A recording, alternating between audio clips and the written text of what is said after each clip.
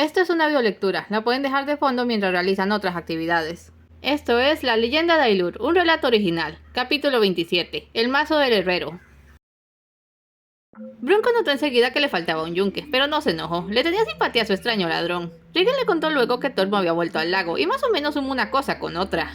«Me voy con Perdiz», anunció. «Faltan 3 días. No me importa. Dile a los gemelos que les llevaré a cazar bichos mañana».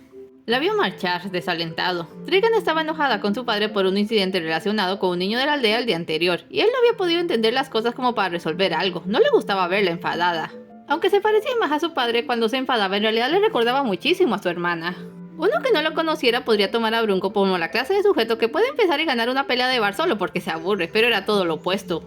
Sabía mejor que nadie que le faltaba carácter, que últimamente prefería dejarse llevar por otros antes de tomar grandes responsabilidades y que le llevaba mucho tiempo tomar decisiones. Porque su rol lo obligaba a decir la verdad, y la verdad es que era escrupulosamente honesto y duro consigo mismo. Todavía estaba debatiendo si debía pedir explicaciones a Tormo cuando este regresó, cabizbajo, y con la increíble historia de que Nikolai le había engañado y robado su reliquia. «No lo entiendo», dijo perplejo. «¿Qué no entiendes? Es el ladrón y me robó. Pero fue él quien nos hizo hacer este convenio para dejarte el deseo. Tendré suerte si la reliquia acaba con Anai», dijo sin oírle. «Tal vez sea eso, quizás necesita algo valioso del comerciante. Eso es otro embaucador como Mers». «No lo creo», negó. «Le puedo preguntar. Pensaba ir por mi reliquia cuando tuvieras la tuya». «No», exclamó. «¿Qué tal si la roba también? Yo voy contigo». «Si crees que es lo mejor». «Lo es». Se fijó en los niños jugando en la plaza. «¿Dónde está Trigeg?» «Se fue con Perdiz», sigue molesta. «¿Me puedes explicar otra vez qué fue?» «No fue nada», le cortó, dándole la espalda. «Iremos a la mina mañana». Brunco apretó los labios. Si hablaba debía hacerlo con la verdad, pero no estaba obligado a hablar, por eso callaba la mayor parte del tiempo. Honestamente lo consideraba una bendición. La mina de metales no era ni de cerca tan llamativa como la mina de gemas. El lindal ni siquiera era de metal, era de madera rígida y vieja, sobre la que crecía una enredadera obstinada. Brunco y Tormo se apersonaron allí desde buena mañana. Los gemelos habían sido dejados con Bría, y el herrero dijo apenas lo indispensable, porque si hablaba de más tendría que admitir que tenía serias dudas sobre si iban a regresar. «¿Alguna idea de dónde empezar a buscar?», preguntó Tormo. «Supongo que en los niveles inferiores, donde es más peligroso». «Trajimos de todo. Cada uno cargaba un pesado saco. Estaremos bien. Piensa en ello como cuando salíamos a navegar, solos tú y yo contra los mares desconocidos. No confiaré en otro compañero para esta aventura». «Al menos aquí podrán encontrar nuestros cuerpos», gruñó Brunco, usando esa verdad en lugar de aquella en que admitía que hacía mucho que había perdido la confianza en él. «¡Qué lúgubre eres!» «Entremos», se adelantó. «Si los dioses nos amparan, podremos volver para la cena». «Eso está mucho mejor», le siguió. Como la mina de gemas, la de metales poseía un orden antinatural, pero iba en vertical. En lugar de extenderse a lo lejos con túneles y pasadizos, estaba compuesta de pisos conectados por escaleras y elevadores manuales. A más profundidad, más especiales los minerales que podía excavar, pero también más dificultad para conseguirlos. Brunco no sabía si Mixa lo había hecho así a propósito o si la naturaleza había superado sus esfuerzos. Solo sabía que más o menos tras el piso 14 las cosas se ponían intensas, y eso era lo más lejos que él mismo había llegado por pura y mera casualidad. No tenía ninguna necesidad real de ir más abajo. Hasta ahora, él y Tormo bajaron directamente hasta el piso 14. Allí podías encontrar vetas de un metal azul llamado oricalco, con el que se podían hacer las herramientas más fuertes del mundo, pero las cantidades eran mínimas, apenas una sugerencia de que los verdaderos depósitos estaban más abajo. La mayor parte de la sala estaba ocupada por una pajarera con media docena de avecillas amarillas. Mixa debía ocuparse de cuidarlas. «Son canarios», explicó Brunco. «Aparentemente puede haber gases, como veneno. No entendí todo lo que ya sabes quién me explicó». «¿Quién entiende todo lo que dice ese chalado?» «Las aves lo detectan antes que las personas, así que hay que llevar una. Nos alertará del peligro». «Bien». Había una jaula pequeñita dispuesta junto a la pajarera. «¿Crees que debamos descender mucho más?» «Ni idea». Allí ya comenzaba a hacer calor. «Eventualmente deberíamos hallar una pista o algo que nos lo indique. Llegaremos hasta donde podamos». «Sé más positivo». «Llegaremos. ¿Eso está mejor?» «Un poco. Ya tenía el ave. Sigamos». Bajaron un par de pisos más por las escaleras, sin mayor inconveniente que el calor y la inquietud por los rumores de la piedra. El canario podría alertarles en caso de veneno, pero no se vio un derrumbe repentino. En el piso 16 la única forma de seguir bajando era un elevador. Brunco se había habituado a ellos, pero a Tormo le ponían realmente tenso y prefirió sentarse mientras su amigo operaba la manivela. Mixa tendía a molestarlo diciéndole que poseía un rostro muy expresivo. Bueno, Brunco definitivamente no. Habían crecido juntos, compartido alegrías, peligros y tragedias, pero hacía años que Tormo no lograba descifrar lo que pasaba en la mente de su amigo. ¿Al menos aún eran amigos? No estaba seguro. La cadena que les unía desde su llegada al valle estaba forjada en culpa. Y de pronto la polea se rompió y el elevador cayó abruptamente hasta ser detenido, aparentemente por un amasijo de raíces. Todo pasó tan rápido que incluso les tomó unos segundos reaccionar a la situación. El canario piaba nervioso. Al menos Tormo lo había sujetado bien y evitó que se matase. Bronco, estaba muy oscuro. La vela del elevador se había apagado. Bronco, ¿estás bien? Ouch. Sí, estoy bien. Si lo decía tenía que ser cierto. ¿Qué rayos pasó? La polea. No sé, demasiado peso quizás. Dame un momento. Como estaba de pie cuando pasó, se había dado un buen golpe contra el techo del elevador antes de azotar contra el suelo. Pero estaba bien, nada roto, nada sangrando, solo un poco aturdido. Sacó de su bolsillo una yesca y luego tanteó las paredes hasta hallar la vela y encenderla de nuevo. Para el infinito alivio de ambos no estaban atrapados a mitad del túnel. Entre las raíces podía verse un piso al cual salir, y eso hicieron enseguida. No fuera que las raíces cedieran. Bronco se llevó la vela.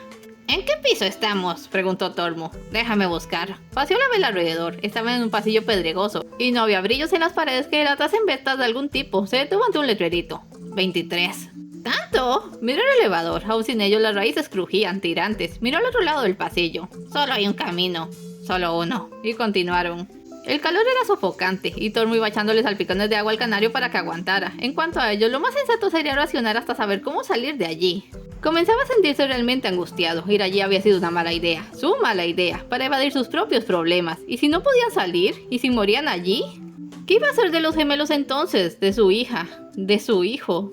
Cuando ya no estuvieran, ¿Mick se revelaría todo? ¿O su hija se convertiría en un jugador y pasaría el resto de su vida persiguiendo aquel odioso deseo para recuperar a su familia, sin saber que tenía un hermano? Tormo, mira. Salieron a una sala mediana, redonda, llena de velas encendidas para alumbrar la reliquia sobre un pedestal. Un mazo de acero sólido con el emblema del sol. El pedestal tenía una inscripción, tan fuerte como la verdad. Bronco le miró esperando una señal del tipo, tómala, para eso vinimos, pero la mente de su compañero parece estar en otra parte. Sin duda estaba asustado. Diablos, él también, pero admitirlo en voz alta lo haría una verdad, y eso a quien ayudaba. Se adelantó y tomó el mazo, pues a su aspecto robusto era sorprendentemente ligero. Entonces, dándoles un susto casi tan grande como la caída del elevador, la sala entera rotó 180 grados y la salida quedó mirando hacia otro corredor, pero una pared de vidrio les bloqueaba, y del otro lado estaba el mismísimo Mixaheaven, sonriéndoles tal cual lo haría un niño a dos bichos en un frasco. ¡Enhorabuena, amigos! La salida es por acá. ¿Por qué no desapareces?, le gritó Tormo. Reservaría el aliento si fuera tú, leñador. No tienen mucho. ¿De qué hablas?, preguntó Bronco. El fuego se come el aire. Miraron a su alrededor. Debía de haber unas 300 velas en la cámara selladas y comenzaban a apagarse. Cuando todas lo hicieran se ahogarían. Bronco corrió a la salida y golpeó la pared de vidrio. No le hizo nada. ¿Qué? ¿Por qué no funciona? Con gusto les explicaría, pero ¿quién entiende este chalado? ¡Eres un... Tormo! Espera, déjame pensar. Retrocedió y se pesó la masa, tan extrañamente ligera. Tan fuerte como la verdad. ¿Mi verdad es lo que quieres oír, esclavo? Oficialmente eres el más listo allí dentro. Lanzó una mirada aladina a Tormo. Ya estoy contando al canario. Está bien. Oma, fue mi culpa que Oma muriera. Volvió a golpear la pared. Nada pasó. ¿Qué? Golpeó de nuevo. Esa no es tu verdad, Herbero. ¡Sí lo es!, gritó, atacando la pared con una mezcla de temor y rabia. Esta vez Tormo le detuvo. No, lo empujó, aunque así lo creas. Aunque incluso yo te lo haya dicho. Pudo pasarle a cualquiera. Fue una tragedia, una injusticia, pero no fue tu culpa. Tormo, ¿no me odias? No lo hago. Yo te odio. El vaso se tornó más pesado. Tormo retrocedió. Odio que nos arrastrases a este lugar maldito. Odio lo que estamos haciendo. Más y más pesado. Odio que aún quieras ese deseo. ¿Qué dices? ¿Acaso no quieres recuperarla? ¿No te importa?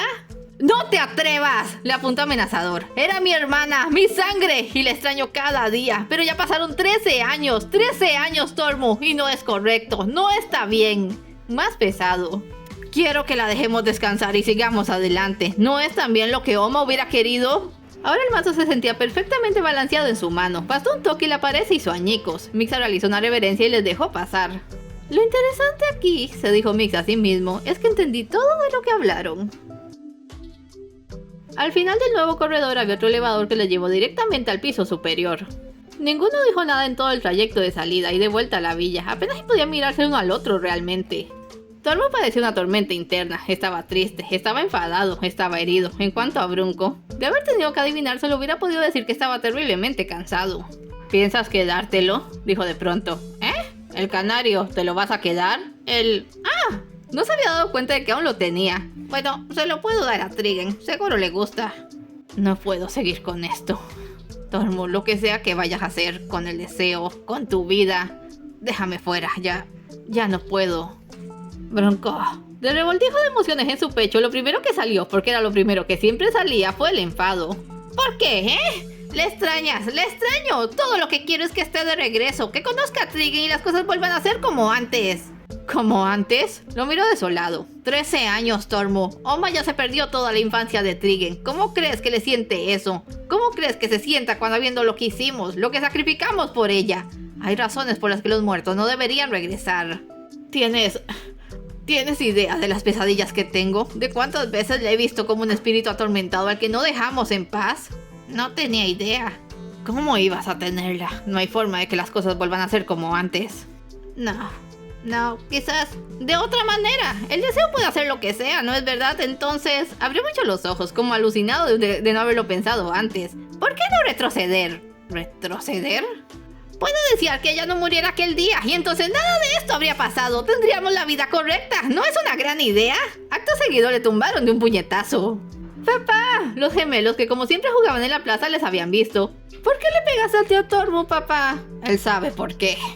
En realidad lo sabía, como con Nicolai y el árbol. Fue consciente del error inmediatamente después de cometerlo. Lo que había sugerido tan estúpidamente fue recuperar a Oma y su antigua vida, a cambio de la existencia de los gemelos, los hijos de Bronco, a cambio de su relación con Bria, su primer y único amor, a cambio... Dioses, ¿qué estaba mal con él? A cambio de la existencia de Pascoe, su propio hijo. Lo siento. Yo también. Bronco tomó a sus niños en brazo y los llevó adentro. Tormo se levantó. ¿A dónde ir? No había nadie esperándole en casa. Trigun se había ido con Perdiz. Su mejor amigo acababa de abandonarle. Deprimido, tomó la jaula del canario y comenzó a caminar, alejándose de la villa. En algún momento sus pies comenzaron a llevarle en dirección a la aldea. Es todo por hoy. No se vayan sin dejar un like y un comentario. Y nos vemos en el siguiente episodio.